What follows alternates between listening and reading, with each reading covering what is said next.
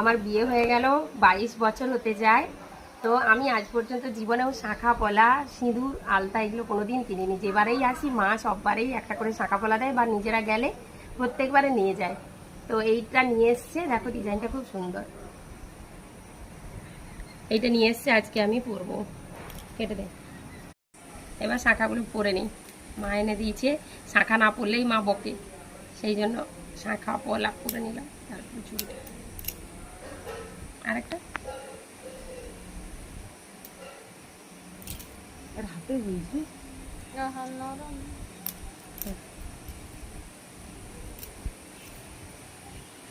এখানে একটা ফটো নেই, একটা ফটো নেই,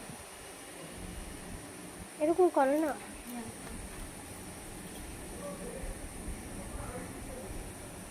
কেমন লাগছে তোমরা বলো? কেমন লাগছে বল?